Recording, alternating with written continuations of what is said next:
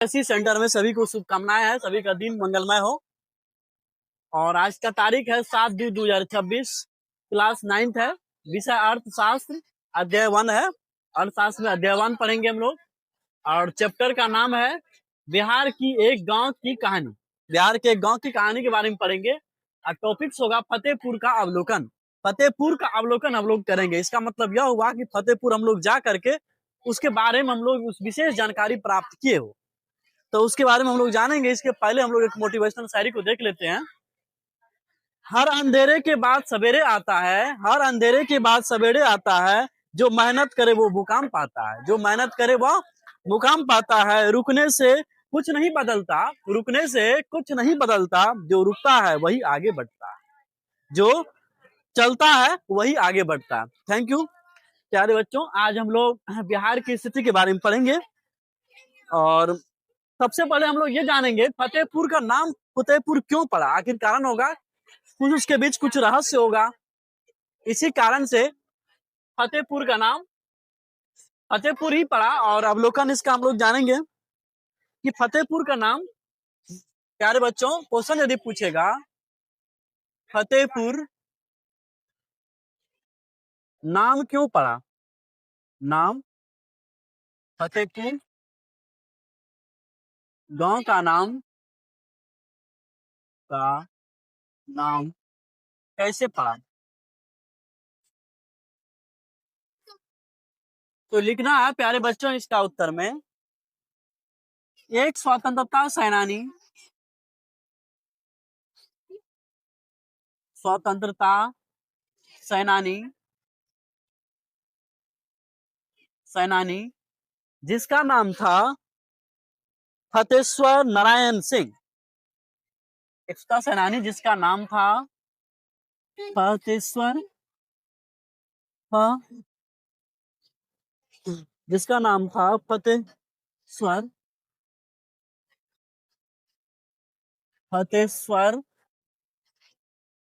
नारायण सिंह,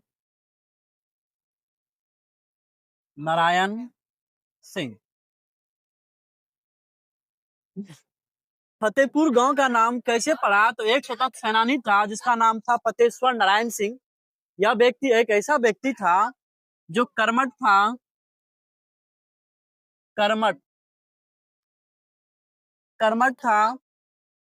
और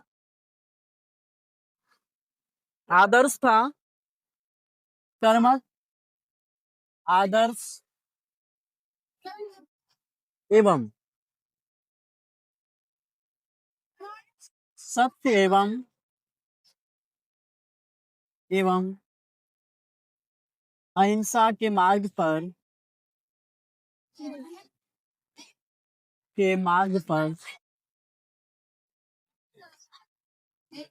चलने वाले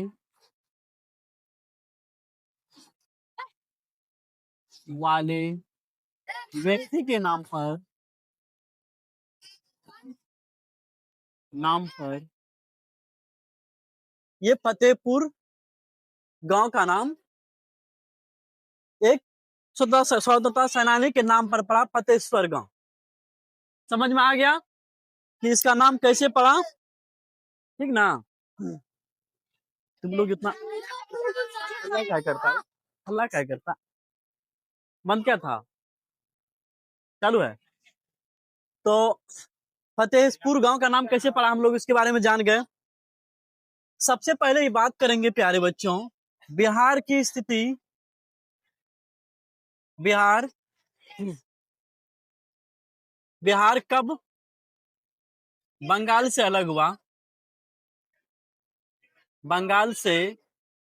हुआ। प्यारे बच्चों तुम लोग ये बात जानते हो, बिहार पहले बंगाल का ही भाग था। तो बंगाल से बिहार कब अलग हुआ था, 1912 ईस्वी में अलग हो गया था, ठीक है। जब 1912 ईस्वी में अलग हो गया तो बिहार के साथ कौन कौन था। बिहार 1912 में जब बंगाल से अलग हुआ,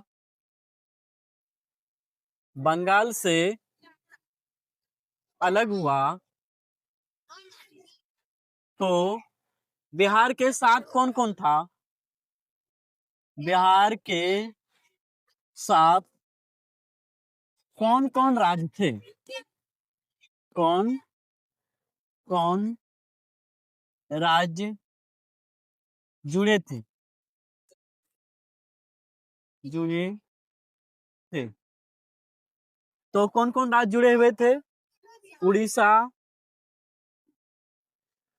उड़ीसा और झारखंड। उड़ीसा और झारखंड बिहार के साथ जुड़े हुए। उड़ीसा, बिहार से उड़ीसा अलग कब हुआ? बिहार से उड़ीसा अलग कब हुआ? अलग हुआ था 1936 ईस्वी में। ठीक है। बिहार से झारखंड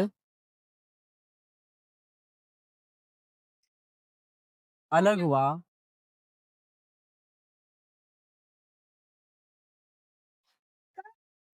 1912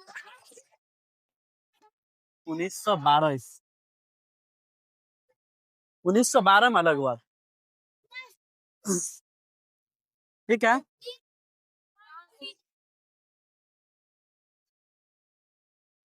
बिहार से झारखंड अलग हुआ 1912 में। बिहार से उड़ीसा अलग कब हुआ? 1912 1912 में जब बंगाल से अलग हुआ तो बिहार के साथ कौन कौन राज्य जुड़े हुए? उड़ीसा और झारखंड।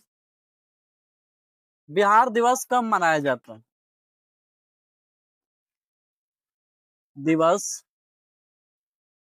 कब मनाया जाता है? कब मनाया जाता है और कब से मनाया जाता है? कब से मनाया जाता है?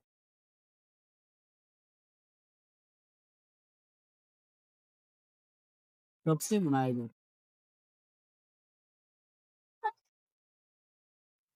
उत्तर में लिखना है 22 मार्च को बिहार दिवस है और मनाया कब से जाता है? 1912 ईस्वी से। ठीक है।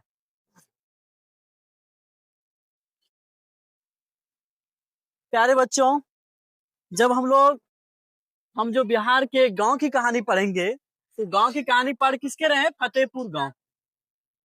ठीक है। फतेहपुर गांव की स्थिति के बारे में पढ़ेंगे। वह गांव कैसी थी? फतेहपुर फतेहपुर गांव कैसी गांव थी? कैसी गांव थी? फतेहपुर गांव बिहार से झारखंड कब हुआ? बिहार से झारखंड कब अलग हुआ? 15 नवंबर 2000। ठीक है। तो फतेहपुर गांव कैसी गांव थी? तो इस गांव के बारे में हम लोग जानेंगे। तो यह गांव थी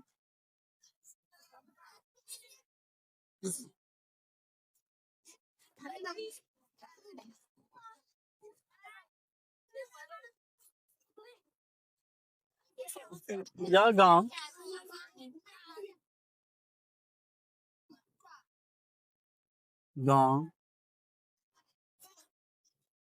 गांव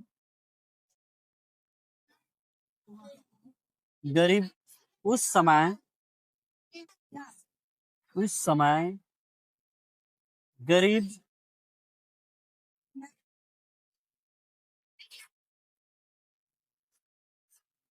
गांव की स्थिति में आते थे। गांव की स्थिति में आते थे।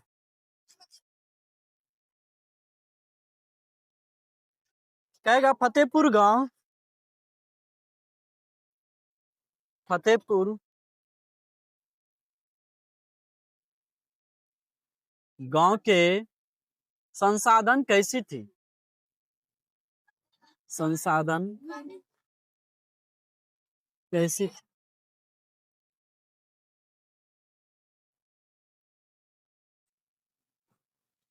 उस समय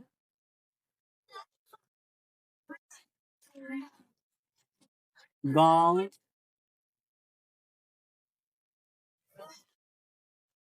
उस समय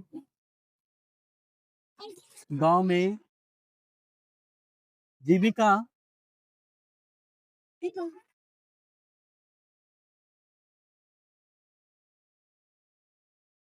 जीविका के लिए प्राकृतिक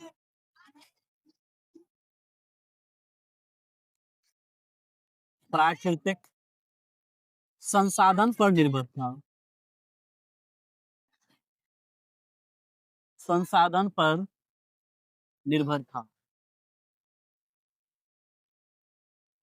निर्भर।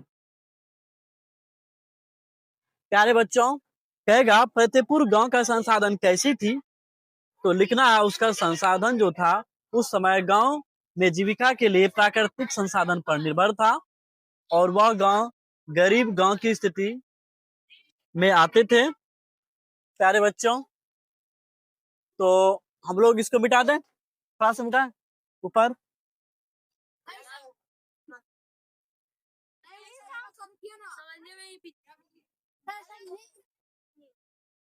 चलो, बिहार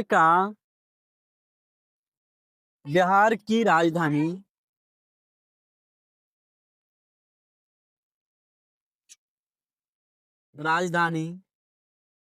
पहले क्या था? पहले क्या?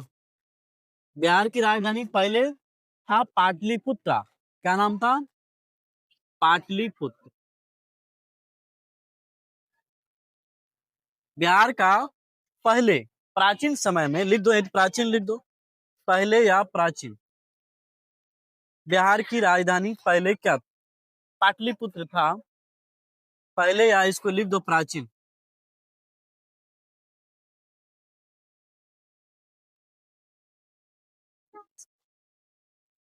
प्राचीन, ठीक है, पाटलिपुत्र था। पाटलिपुत्र से अब बिहार की राजधानी क्या रखा गया? पटना। अब बिहार की राजधानी पटना है। क्वेश्चन पूछेगा कि पटना से फतेहपुर गांव कितना किलोमीटर है? पटना से फतेहपुर गांव गांव कितना किलोमीटर है? कितना किलोमीटर है? तो उत्तर में लिखना है, उत्तर में लिखना है 9 किलोमीटर। उत्तर में क्या लिखना है? 9 किलोमीटर की दूरी पर। इसका मतलब यह हुआ कि फतेहपुर गांव पटना के नजदीक ही है, ठीक ना? तो अभी मान के चलो हमारा फारबिसगंज कितना किलोमीटर है? 8 किलोमीटर, ठीक है ना? तो लगभग में फतेहपुर गांव पटना के नजदीक ही था। लिखो।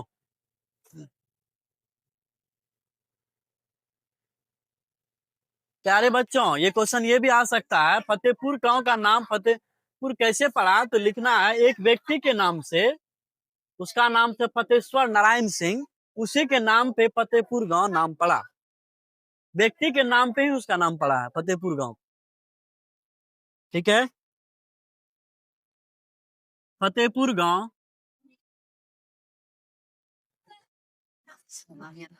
गांव को विकसित बनाने के लिए, विकसित बनाने के लिए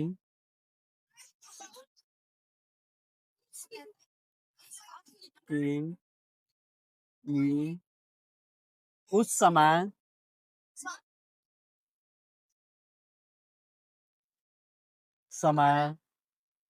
सरकार के द्वारा उस समय सरकार के द्वारा क्या क्या कदम उठाए गए, क्या क्या कदम उठाए गए। प्यारे बच्चों, सबसे बड़ी बात यह है कि फतेहपुर गांव पटना के 9 किलोमीटर दूरी पर है।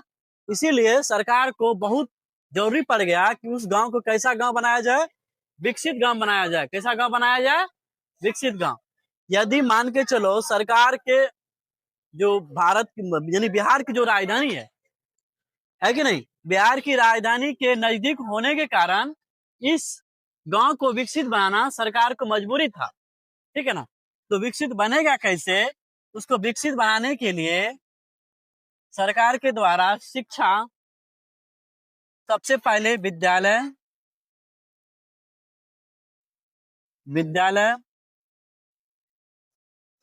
अस्पताल, अस्पताल, अस्पताल,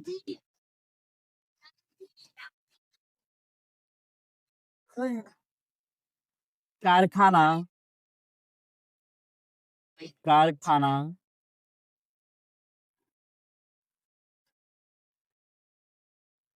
गांव को, गांव की सड़क को राजधानी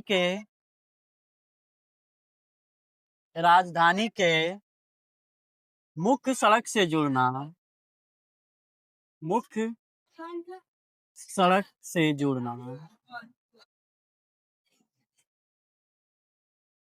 जोड़ना,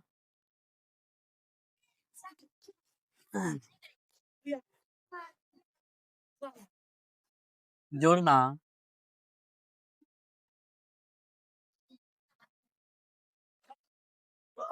औद्योगिक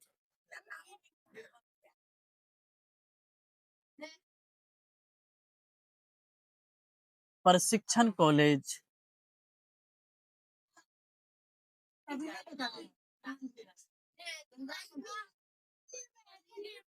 कॉलेज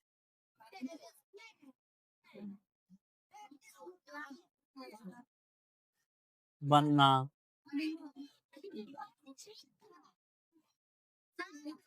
बनाना,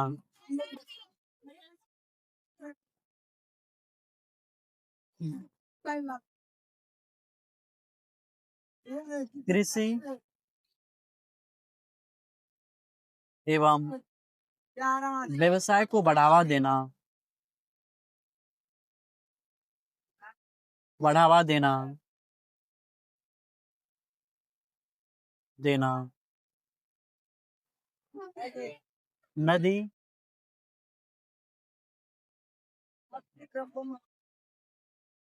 नदी नाले को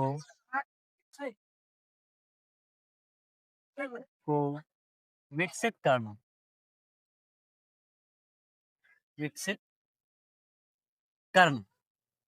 प्यारे बच्चों, सरकार के द्वारा गांव को विकसित करने के लिए सबसे पहले विद्यालय शिक्षा को महत्व दिया। तो शिक्षा के लिए क्या करना पड़ेगा? विद्यालय खोलना पड़ेगा। तो हर जगह विद्यालय खोला गया।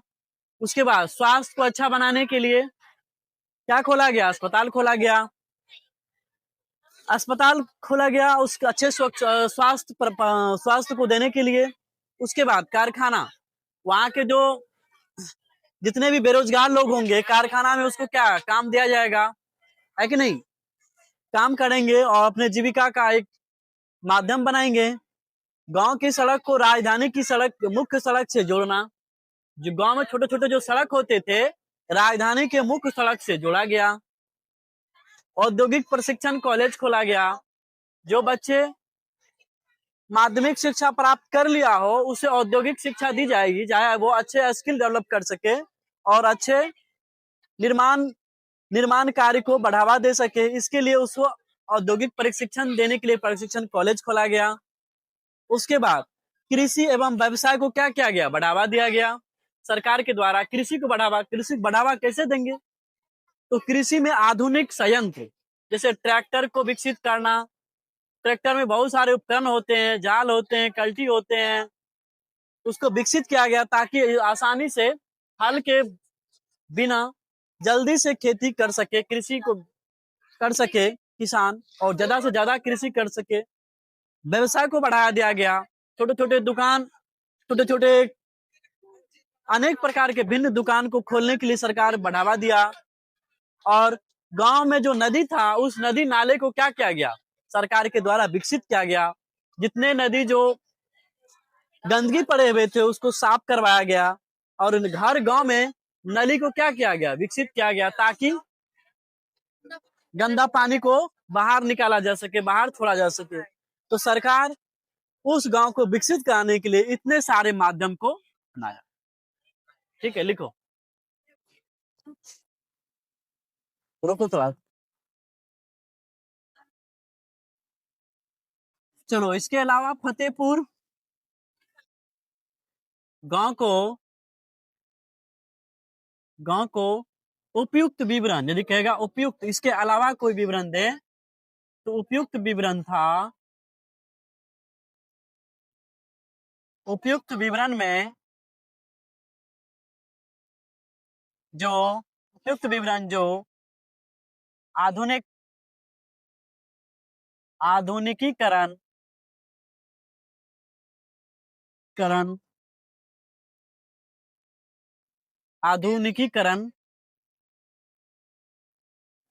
आधुनिकीकरण लाया जा सके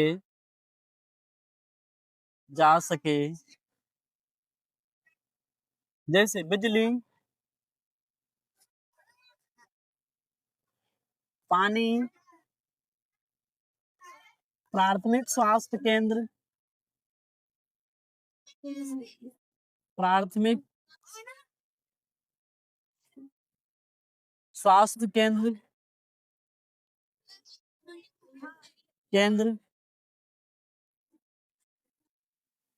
दूरसंचार,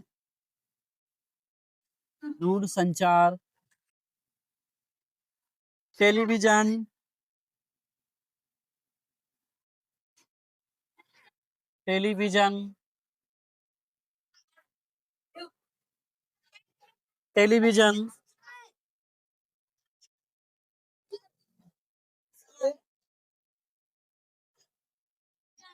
उन्नत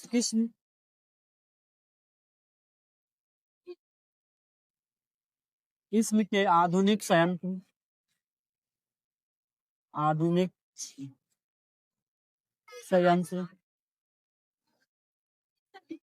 विकसित किया